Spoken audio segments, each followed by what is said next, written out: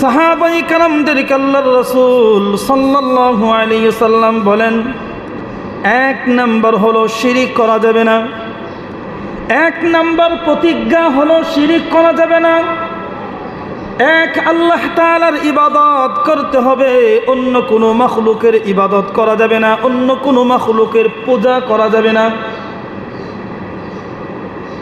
শিরিক করা যাবে না। কেননা শিরিক হলো সবচেয়ে বড় জুলুম, অন্যায়, সবচেয়ে বড় গুনাহ। যেই গুনার নাম হলো শিরিক। আল্লাহ রাব্বুল আলামিন বলেন, ইন্নাশ শিরকা লাযুলমুন আযীম। শিরিক বড় গুনাহ। শিরিক করা যাবে না। এক আল্লাহ তাআলার উপর ঈমান রাখতে হবে। বিভিন্ন আমলের কারণে যদি জাহান্নামে যেতে হয়, আর যদি যারা পরিমাণ ঈমানও থাকে, তারপরেও কোনো না কোনো একদিন আল্লাহ তাআলা তাকে এই জাহান্নামের শাস্তি ভোগ করার পর কোনো না একদিন কোনো সে জান্নাতে যেতে পারবে, যদিও তার যারা পরিমাণ ঈমান থাকে। তো ঈমানের ফজিলত আছে না? ঈমানের কারণে যদি শুলিত চড়াতে হয়, যদি পাশির কাষ্ঠে ঝুলানো হয়, দিনের পর দিন অভাব অনটন দুশ্চিন্তা আর পেরেশানি, যত ধরনের মুসিবত আসুক আর যত ধরনের পেরেশানিতে আসুক, কোনো ধরনের পেরেশানি আর মুসিবত আমাকে ঈমান থেকে দূরে সরাইতে পারবে না। সব কিছুর মালিক কে? আরো আস্তে কোন, সব কিছুর মালিক, সব কিছুর মালিক আল্লাহ। কোনো মাখলুকের মুখাপেক্ষী হওয়া যাবে না। যদি মানুষ আল্লাহ তাআলার মুখাপেক্ষী না হয়ে কোনো মাখলুকের মুখাপেক্ষী হয়, তাহলে বোঝা গেল আল্লাহ তাআলা অক্ষম। জোরে বলি নাউজুবিল্লাহ। আল্লাহ তাআলা কি অক্ষম নাকি সক্ষম? সক্ষম। তো সাহাবায়ে কেরামদেরকে আল্লাহর রাসূল সাল্লাল্লাহু আলাইহি ওয়াসাল্লাম ৬টি বিষয়ের উপর বায়াত করেছেন। এক নাম্বার হলো শিরিক করা যাবে না, কেননা শিরিক বড় গুনাহ। ২ নাম্বার হলো চুরি করা যাবে না। আস-সারিকু ওয়াস-সারিকাতু ফাকতাউ আইদিয়াহুমা। যদি কেউ চুরি করে, কোরআনের আইন হলো তার হাত কর্তন করা, তার হাত কেটে দেওয়া। চুরি একটি বড় গুনাহ। অন্যের মাল অন্যায়ভাবে যখন সে চুরি করে, এটা হারাম। তো সাহাবায়ে কেরামদেরকে আল্লাহর রাসূল সাল্লাল্লাহু আলাইহি ওয়াসাল্লাম বলেন, চুরি করা যাবে না। এটার বিধান কি? বিধান হলো হাত কেটে দেওয়া। কোনো চোর যদি চুরিতে ধরা খায়, সাক্ষী প্রমাণে যদি সে সাব্যস্ত হয়, আর যদি রাষ্ট্রের প্রধান সে হাত কেটে দেয়, তাহলে দেশের মধ্যে চুরি থাকবে? চুরি থাকবে না। যে দেশের মধ্যে কোরআনের এই আইন প্রচলিত আছে, যে দেশের মধ্যে এই আইন প্রচলিত আছে, এই দেশের মধ্যে কোনো ধরনের চুরি নেই, কোনো ধরনের রাহাজানি নেই। মাত্র ৩ বছর হয়েছে স্বাধীন হয়েছে আফগানিস্তান। আফগানিস্তানের মানুষেরা দেখা যায় পলিথিন ব্যাগ, ওই পলিথিন ব্যাগের ভিতর ১ লক্ষ নয়, কোটি কোটি টাকা পলিথিন ব্যাগের মধ্যে নিয়ে এসে ঘুরতেছে ফিরতেছে, কোনো চোর নাই। কেন? ভয়, যদি চুরি করি, যদি ডাকাতি করি, তাহলে আমার হাত কেটে দিবে। অতএব যে কর্ম রয়েছে সেই কর্ম আমি করি। রিজিকের মালিক তো আল্লাহ তাআলা, আমি রিজিকের চেষ্টা করি, রিজিকের ব্যবস্থা আমার আল্লাহ তাআলাই করে দিবেন। এই জন্য দেখা যায় যে আফগানিস্তানে লক্ষ লক্ষ টাকা পয়সা স্বর্ণ অলংকার নিয়ে ঘুরতেছে, দোকান খালি, কেউ নেই দোকানের মধ্যে, তালাও নেই, নামাজের আজান দেওয়া হচ্ছে, সে নামাজের মধ্যে চলে গেছে। কেন? চুরি করবে, তার তো ভয়ের প্রয়োজন, সে তার ভয় পেতেছে, এজন্য পলিথিন ব্যাগের মধ্যে নিয়ে কাগজের মতো টাকা নিয়ে ঘুরতেছে, কোনো চোর নেই। এদেশের মধ্যে সেই আইন, যদি কেউ চুরি করে তাহলে তার হাত কেটে দেওয়া হবে। তো হাত কাটার ভয়ে চোর চুরি করে না। রাসূল করিম সাল্লাল্লাহু আলাইহি ওয়াসাল্লাম বলেন, 2 নাম্বার হলো চুরি করা যাবে না। 3 নাম্বার হলো জিনা ব্যভিচার করা যাবে না। কেননা যদি কেউ জিনা করে আর ব্যভিচারের সাথে যুক্ত থাকে, তাহলে তার উপর আল্লাহ তাআলার লানত এবং তার ক্ষতি রয়েছে দুনিয়াতে, তার ক্ষতি রয়েছে শারীরিকভাবে, তার ক্ষতি রয়েছে সামাজিকভাবে, তার ক্ষতি রয়েছে আর্থিকভাবে। এই গুনাহের কাজে যদি কেউ লিপ্ত থাকে, হয়তো তার শারীরিকভাবে ক্ষতিগ্রস্তের মধ্যে পড়বেন কোনো না কোনো একদিন, কিন্তু শারীরিক ক্ষতিগ্রস্তের মধ্যে সে পড়ল না, কোনো না কোনো একদিন সে আর্থিক ক্ষতিগ্রস্তের মধ্যে পড়ে যাবে। আর্থিক ক্ষতিগ্রস্তের মধ্যে পড়ল না, কিন্তু দেখবেন কোনো না কোনো একদিন সে পারিবারিকভাবে সে ক্ষতিগ্রস্তের মধ্যে পড়ে গেল, আর তার শাস্তি তো হাসরের ময়দানে ভয়াবহ শাস্তি রয়েছে। কেননা এটি একটি বড় গুনাহ, জিনা ব্যভিচার। এটার শাস্তি সম্পর্কে আল্লাহ রাব্বুল আলামিন কোরআনের মধ্যে উল্লেখ করে দিয়েছেন। যদি রাষ্ট্রের মধ্যে কোরআনের আইন থাকতো তাহলে এত জিনা ব্যভিচার হতো না। রাষ্ট্রের মধ্যে যেহেতু আইন নেই, তো তারা যেরকমভাবে চায় এরকমভাবেই করতে পারে। রাষ্ট্রের আইন সম্পর্কে আমাদের জানা আছে, না রাষ্ট্রের আইন সম্পর্কে? কেউ যদি জিনা করে, আল্লাহ রাব্বুল আলামিন বলেন, তোমরা তোমাদের লজ্জাস্থানকে হেফাজত করো। আল্লাহর রাসূল সাল্লাল্লাহু আলাইহি ওয়াসাল্লাম এক হাদিসের মধ্যে বলেন, যদি কেউ 2টা বিষয়ের হেফাজত করতে পারে, 1 নাম্বার হলো তার লজ্জাস্থান, 2 নাম্বার হলো তার জবান, মুখ, টুট, এই 2টা বস্তুকে যদি কেউ হেফাজত রাখতে পারে তাহলে তাকে জান্নাতে নেওয়ার জন্য দায়িত্ব আমার। সুবহানাল্লাহ। দায়িত্ব কার? রাসূল সাল্লাল্লাহু আলাইহি ওয়াসাল্লাম দায়িত্ব নিয়েছেন কিসের জন্য? যদি কেউ তার লজ্জাস্থানের হেফাজত করতে পারে। 2 নাম্বার হলো তার মুখের যদি হেফাজত করতে পারে। লজ্জাস্থানের হেফাজত করার অর্থ হলো সর্বধরনের কুসংস্কার, সর্বধরনের গুনাহের কাছ থেকে তার লজ্জাস্থানটাকে হেফাজত রাখবে। 2 নাম্বার হলো তার মুখটাকে হেফাজত রাখবে। মুখের ব্যাখ্যা করেছেন, হালাল উপার্জন দ্বারা সে হালাল বক্ষণ করিবে, মানুষের গীবত করবে না, সমালোচনা করবে না, মিথ্যা কথা বলবে না, কারো উপর মিথ্যা দোষ চাপাবে না, মিথ্যা সাক্ষী দিবে না। সর্বধরনের পাপাচার, মুখ থেকে, ঠোঁট থেকে যেই গুনাহের কাজ হয় সেই গুনাহের কাজ থেকে সে বিরত থাকবে। একমাত্র আল্লাহ তাআলাকে হাজির নাজির, আল্লাহ তাআলাকে ভয় করে যখন বান্দা তার জবানটাকে হেফাজত রাখে, পয়গম্বর সাল্লাল্লাহু আলাইহি ওয়াসাল্লাম বলেন, যেই ব্যক্তি এই 2টা বস্তুর হেফাজত রাখত তাকে জান্নাতে নেওয়ার জন্য, আর তাকে জান্নাতে নিয়ে যাওয়ার জন্য আমি নবীর দায়িত্ব। বেশি প্রয়োজন? 2টাই যথেষ্ট। 1 নাম্বার হলো শিরিক করা যাবে না, 2 নাম্বার হলো চুরি করা যাবে না, 3 নাম্বার হলো জিনা ব্যভিচার ইত্যাদি করা যাবে না। 4 নাম্বার হলো অন্যায়ভাবে কাউকে হত্যা করা যাবে না।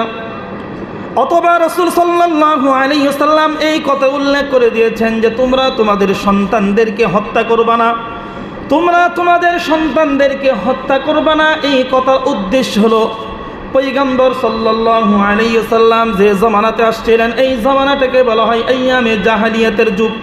অন্ধকার বর্বরতার যুগ, কারো ঘরে যদি কন্যা সন্তান জন্ম নিতেন, ওই ব্যক্তি তাকে কলঙ্কময় মনে করতেন। এই জন্য ওই বাচ্চাটা মোটামুটি বালেগ হওয়ার আগেই তাকে জীবিত হত্যা করে দিতেন। নাউজুবিল্লাহ। কে করে দিতেন? জীবিত হত্যা করে দিতেন। মেয়েটাকে কলঙ্কময় মনে করত, অথচ মেয়ে মানুষ কলঙ্কময় শান্তির বাণী। মেয়ে জন্মগ্রহণ করা শান্তির বাণী। ঘরের মধ্যে আল্লাহ তাআলা রহমত, আজমত আল্লাহ তাআলা এই ঘরের মধ্যে দেন, যেই ঘরের মধ্যে মেয়ে সন্তান আগে জন্ম হয়। সবাই বলি সুবহানাল্লাহ। পয়গম্বর সাল্লাল্লাহু আলাইহি সাল্লাম বলেন, যার একটি কন্যা সন্তান রয়েছে, সে যদি উপযুক্ত স্বামীর কাছে বিবাহ দেয়, সেজন্য একটি জান্নাত ক্রয় করলো।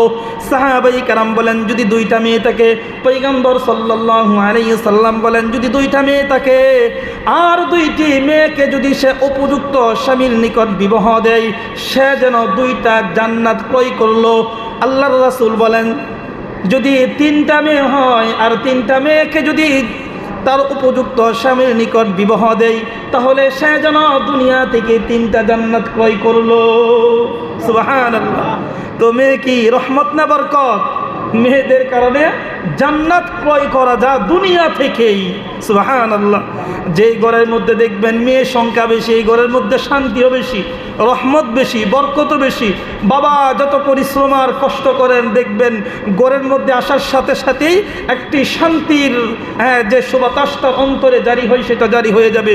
একটা জিনিসের প্রয়োজন, ঘরের ভিতর আইসা চাইছেন, দেখবেন আপনার কন্যা সন্তান আগেই বাড়িয়ে দিয়েছে, এটা লাগবে, বাবা খাবার লাগবে, রোজা থেকেছে, বাবার জন্য ইফতারের সুন্দর ব্যবস্থা করে দিবেন। যাই হোক, এটাই, এবং সর্বদাই বাবার কল্যাণ আর মঙ্গলের জন্য মেয়ে চেষ্টা করে সর্বদাই। তো 4 নাম্বার হলো, মেয়ে সন্তান, তোমাদের সন্তানের দিকে তোমরা কি করবা না? হত্যা করবা না। 5 নাম্বার হলো, আল্লাহর রাসূল সাল্লাল্লাহু আলাইহি ওয়াসাল্লাম বলেন সাহাবায়ে কেরামদেরকে, তোমরা কারো পর মিথ্যা অপবাদ দিবা না, মিথ্যা রটাবা না, মিথ্যা সাক্ষী দিবা না। অনেক মানুষ আছে না, মিথ্যা সাক্ষী দেয়, অনর্থক খায়া না সোয়া না, অনর্থক সম্পর্ক থাকার কারণে কি দেয়? মিথ্যা সাক্ষী দেয়। আল্লাহু আকবার। মিথ্যা সাক্ষী থেকে বিরত থাকতে হবে। মিথ্যা সাক্ষীর কারণে কত মানুষ জেলের মধ্যে সংসার ছেড়ে, আপনজন ছেড়ে দিনের পর দিন, মাসের পর বৎসর, বছরের পর যুগ কষ্ট করতেছে। কেননা মামলা যখন লাগানো হয় তখন মিথ্যা ছাড়া আর মামলা কি করে না, সেতে না, জ্বলে না। মামলা লাগাইছে মিথ্যা মামলার উপর মিথ্যা সাক্ষী। হাকিম তো আর এলাকাতে আইসা জানে না কি অবস্থা। হাকিম কি জানে এলাকাতে আইসা যে কি অবস্থা, আসলেই দোষী নাকি বেদোষী? সে তার কি কোনো দোষ নাই? হাকিম তার বিচার কার্য সম্পূর্ণ করে তার সাক্ষীর উপর। তো মিথ্যা মামলার উপর যখন সাক্ষ্য দেওয়া হয়, আর ওই সাক্ষীর কারণে যখন মাসের পর বৎসর, বৎসরের পর যুগ যখন জেল কাটে, এটার শাস্তি সে দুনিয়া থেকে পেতেই থাকবে। এদের জন্য থাকে বদদুয়া, নাউজুবিল্লাহ। তো মিথ্যা সাক্ষী দেওয়া যাবে না, কারো পর অপবাদ দেওয়া যাবে না। এমনিতেই দেখছে ঘর থেকে বেরিয়েছে, কই সর্বনাশ করছে, এরকম হয়েছে। এমনিতেই দেখছে রাস্তা দিয়ে গেছে, চুরি করছে, মিথ্যা। অপবাদের আরো অনেক ধরনের অপবাদের ঝামেলা আছে, যেগুলি মানুষ সহজেই কি, যদি গরিব গুড়া বা অসহায় থাকে, এদের উপর মিথ্যা কথা, মিথ্যা সাক্ষী, এদের উপর অপবাদ দিতে খুবই সহজ, ঠিক কিনা? এর চেয়ে বেশি সহজ হুজুরদের উপর অপবাদ দিতে, অনর্থক অপবাদ দিয়ে দিবে। নাউজুবিল্লাহ। অপবাদ, এটার ব্যাখ্যা অনেক রয়েছে, সময় সংক্ষেপ। তো মিথ্যা অপবাদ দেওয়া যাবে না। যেটা করে নাই সেটার কথা উল্লেখ করে দিয়েছে। মিথ্যা অপবাদ থেকে বিরত থাকতে হবে। 6 নাম্বার হলো, আল্লাহর রাসূল সাল্লাল্লাহু আলাইহি ওয়াসাল্লাম বলেন, শরীয়তের যত বিধিবিধান রয়েছে, কোনো বিধিবিধানের অবদ্ধ হওয়া যাবে না। শরীয়তের যত বিধিবিধান রয়েছে, কোনো বিধিবিধানের অবদ্ধ হওয়া যাবে না। এই কথাটার অনেক ব্যাখ্যা। আমরা মুসলমান, আমরা ঈমান এনেছি। ঈমান আনার পর যতগুলি কাজ রয়েছে আমাদের জন্য করণীয়, যতগুলি কাজ রয়েছে আমাদের জন্য বর্জনীয়, বর্জনকৃত অনেক কাজ আমরা আমাদের দুনিয়াবি লোভের কারণে আমরা ছাড়তে পারি না। যেরকম চুরি করা এটা বর্জনীয় কাজ, যেরকম ঘুষ খাওয়া এটাও বর্জনকৃত কাজ, যেরকম সুদ খাওয়া এটাও বর্জনকৃত কাজ। সুদ খাওয়া যাবে না, চুরি করা যাবে না, ঘুষ খাওয়া যাবে না, এগুলি বর্জনকৃত। কিন্তু সাময়িক দুনিয়ার লোভে পড়ে আমরা কি করে ফেলি, এই কাজের সাথে আমরা জড়িয়ে যাই। এটা শরীয়তের যেগুলি নিষেধকৃত বিধান। আর করণীয় যেগুলি বিধান রয়েছে, যেমন নামাজ, রোজা, হজ, জাকাত, ইবাদত, বন্দিগি ইত্যাদি। দুনিয়াবি লোভ লালসের কারণে যেরকম বর্জনকৃত কিছু কাজ মানুষ করতে থাকে, যারা সুদ খায় এমন কেউ পাওয়া যাবে না যে সুদের ব্যাপারে ভয়াবহ সে জানে না, জানিয়ে শুনি সে করতেছে। ঘুষের ব্যাপারে সে জানে না এরকম, সে জানে না এরকম না, জেনে শুনেই করতেছে। তো এগুলার অবাধ্য হওয়া যাবে না। আর যেগুলি রয়েছে করণীয়, যেরকম যেই ইবাদত বন্দিগি, নামাজ, রোজা, হজ, জাকাত, যেই ইবাদত বন্দিগিগুলি রয়েছে করণীয়, হতে পারে উদাসীন বশত অথবা গাফেল হওয়ার কারণে যথাসময় সে নামাজ আদায় করে না, কিন্তু এটার অবাধ্য হওয়া যাবে না। যদি অবাধ্য হয় তাহলে ঈমান চলে যাবে।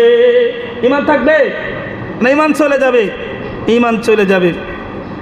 আর দাড়ি রাখা, হয়তো উদাসীন গাফেল আমরা, দাড়ির আজমত, বরত্ব, মহত্ব যেদিন আমার বুঝে আসবে সেদিন আমি দাড়িটিকে রেখে দিব, কিন্তু দাড়ির অবাধ্য হওয়া যাবে না। রোজা শারীরিক সমস্যার কারণে অথবা উদাসীনতার কারণে কেউ রোজা রাখতে পারে নাই, কিন্তু এটা আল্লাহ তাআলার হুকুম, আমাকে মানতে হবে, কিন্তু এটার অবাধ্য হওয়া যাবে না। যাকাত আল্লাহ তাআলার একটি মহান বিধান। কয়েকটি স্তম্ভের মধ্যে একটি স্তম্ভ হলো যাকাত প্রদান করা, কিন্তু যাকাত যাদের উপর যাকাত ফরজ বিধান রয়েছে যাকাত দিতে হবে, অথবা গাফেল হওয়ার কারণে সে যাকাত দেয়ই না, গাফলতির কারণে, উদাসীনতার কারণে, দুনিয়াবি লোভের কারণে সে যাকাত দেয় না। যদি এটাকে ইনকার করে, অস্বীকার করে, আল্লাহর বিধান যাকাত আমি মানি না, তাহলে তার ঈমান থাকবে? ঈমান থাকবে না। 5 ওয়াক্ত নামাজ বালেগ হওয়ার পর থেকে নরনারী সবার উপর ফরজ, কিন্তু যত সময় না পড়ার কারণে, উদাসীন আর গাফলতির কারণে না পড়তে হয়, পড়ে না। আজমত না বোঝার কারণে 5 ওয়াক্ত নামাজ সে পড়ে না, কিন্তু মনে মনে রাখতে হবে এটা আল্লাহ তাআলার বিধান, ফরজ, আমাকে পড়তে হবে। কিন্তু কেউ যদি এই নামাজকে অস্বীকার করে তাহলে তার ঈমান থাকবে? ঈমান থাকবে না। তো 6 নাম্বার, আল্লাহর রাসূল সাহাবায়ে কেরামদেরকে বায়াত করেছেন শরীয়তের যত বিধি বিধান রয়েছে সমস্ত বিধি বিধানের অবাধ্য হওয়া যাবে না। তো কয়টি বিষয়ের উপর আল্লাহর রাসূল সাহাবায়ে কেরামদেরকে বায়াত করেছিলেন? 6টি বিষয়ের উপর বায়াত করেছিলেন। কয়টি বিষয়? 6টি বিষয়ের উপর প্রতিজ্ঞাবদ্ধ করেছিলেন, পণ করেছিলেন যে তোমরা এই 6টি বিষয় কি করবা? এই 6টি বিষয়ের উপর তোমরা প্রতিজ্ঞা করবা। 1 নাম্বার হলো শিরিক করা যাবে না।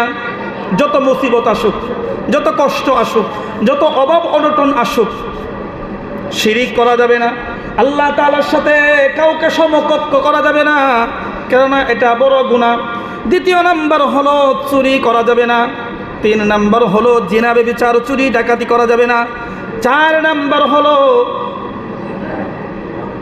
নাম্বার হলো কাউকে অন্যায়ভাবে অথবা নিজের সন্তানাদিকে হত্যা করা যাবে না ওই সময়ের যুগে, কিন্তু বর্তমান যুগে কি হত্যা করা যাবে?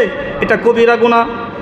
5 নাম্বার হলো কারো উপর অপবাদ দেওয়া যাবে না। 6 নাম্বার হলো শরীয়তের যত বিধি বিধান রয়েছে ওই সমস্ত বিধি বিধানের অবাধ্য হওয়া যাবে না। এই 6টি বিষয়ের উপর আল্লাহর রাসূল সাল্লাল্লাহু আলাইহি ওয়াসাল্লাম সাহাবায়ে কেরামদেরকে বায়াত করেছিলেন। সমাজের মধ্যে ওই 6 নম্বর বিষয়ের 5 নাম্বার বিষয় এরকম পাওয়া যায়, একজন যাইয়া আরেকজনের উপর অপবাদ দিল, এলো বিশ্বাস করেছে। একটু যাচাই করতে হবে, একটু বাছাই করতে হবে তার দ্বারা কেমন কাজ হতে পারে কিনা। সে কি এমন কাজ করতে পারে কিনা, বলনেওয়ালার যে পরিমাণ পাপ হবে শুননেওয়ালার সেই পরিমাণ পাপ হবে। সে কেন বিশ্বাস করলো না, যাচাই করলো না? আল্লাহর রাসূল সাল্লাল্লাহু আলাইহি ওয়াসাল্লামের জামানাতে আম্মাজান আয়েশা রাদিয়াল্লাহু তাআলা আনহার উপর মুনাফিকরা অপবাদ দিয়েছিলেন। এটাকে বলা হয় ঐতিহাসিক ইফকের ঘটনা। নাউজুবিল্লাহ বলেন। মুনাফিকরা রাসূল সাল্লাল্লাহু আলাইহি ওয়াসাল্লামের বিবি আম্মাজান আয়েশা রাদিয়াল্লাহু তাআলা আনহার উপর অপবাদ দিয়েছিলেন, আর কিছু কিছু সাহাবায়ে কেরাম এটা বিশ্বাস করেছিলেন। কিন্তু আমাদের উপর তো আর আয়াত নাজিল করবে না। আল্লাহ তাআলা আম্মাজান আয়েশা রাদিয়াল্লাহু তাআলা আনহার ব্যাপারে আয়াত নাজিল করেছেন। আয়াত নাজিল করে বলে দিয়েছেন, ও নবী, আপনার স্ত্রীর উপর, আপনার বিবির উপর যারা অপবাদ দিয়েছে, এই অপবাদ থেকে সে মুক্ত, সে পরহেজগার, সে এই কাজ করে নাই, সে পবিত্র। যারা অপবাদ দিয়েছে সে পাপাচার আর মিথ্যা। আল্লাহর রাসূল সাল্লাল্লাহু আলাইহি ওয়াসাল্লাম সাহাবায়ে কেরামদের সামনে ঘোষণা করে দিয়েছেন, আল্লাহ তাআলা তো তার সতীত্বের ব্যাপারে আয়াত নাজিল করেছেন। সাহাবায়ে কেরাম তখন মাটির মধ্যে গইরাইতেন আর কাঁদতেন, বলতেন, হায় আফসোস, আমরা কেন তার কথাটাকে বিশ্বাস করলাম, আমরা কেন যাচাই বাছাই করলাম না, আমরা কেন একটু অনুধাবন করলাম না। হায় আফসোস, তারা অনেক কান্নাকাটি করেছে, আল্লাহ তাআলার দরবারে তওবা ইস্তেগফার করেছে। রাসূল